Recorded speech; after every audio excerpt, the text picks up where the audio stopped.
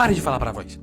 É simples, pare de falar palavrões. E veja, eu poderia muito bem chegar aqui pra vocês, fazer um vídeo todo bonitinho, falando: olha gente, tá aqui na Bíblia, o homem será julgado por toda palavra torpe que dizer, oh meu Deus, pare de falar palavrão imediatamente. E veja, se eu simplesmente fizesse isso, não haveria problema nenhum, eu estaria certo de qualquer forma, afinal, cristãos costumam seguir a Bíblia, ok? É um princípio meio básico. Porém, o que eu quero dizer aqui, a Bíblia tá dizendo isso aqui, então se vira. Não. Convém ir um pouco mais a fundo do que só dizer, tá escrito aqui na Bíblia e tudo bem. Ainda mais porque algumas pessoas não são dóceis à própria escritura, então do que é adiantar? Não faz o menor sentido. Ah, meu Deus, a Bíblia tá pedindo pra eu parar de fazer tal coisa. Isso de fato ia adiantar pra alguma coisa? Parece que não. Portanto, convém ir um pouco mais a fundo no que eu quero dizer com você precisa parar de falar palavrões e também ir um pouco mais a fundo sobre o que a Bíblia diz acerca disso, sobre palavras torpes. Primeiro, começaremos pelo básico, ok? Apenas imagine. Deus existe mesmo?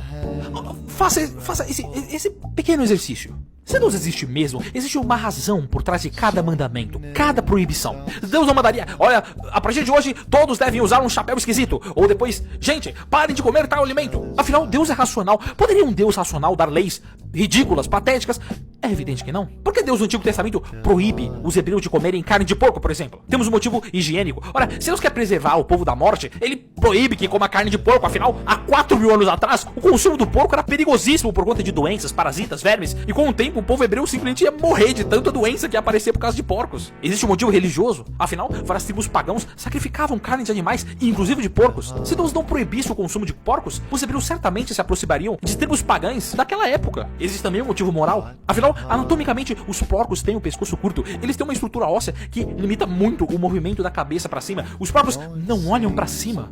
Isso é simplesmente fascinante. Por conta do próprio corpo do porco, eles não são capazes de conseguir olhar pra cima. Os porcos não olham pro céu. Eles também não têm aquelas glândulas sudoríparas que fazem nós seres humanos suarem. Por isso, para eles se refrescarem, eles precisam se jogar na lama.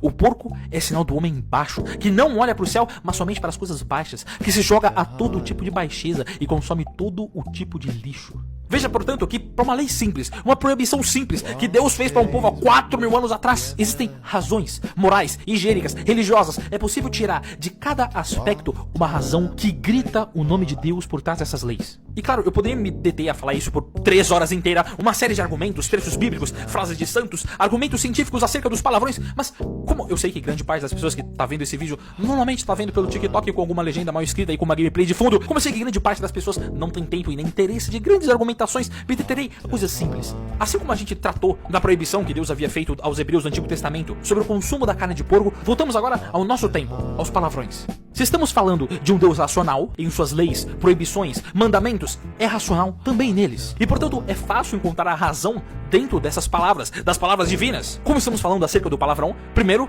porque a palavra é torpe por si mesma. Só de você falar certos palavrões, ele já é escandaloso, mesmo que seja a intenção de ofender ou fazer mal a alguém. Porém, a maldade e a intenção que a pessoa possui ao falar o palavrão só piora a situação ainda mais. E é na intenção que o pecado é cometido.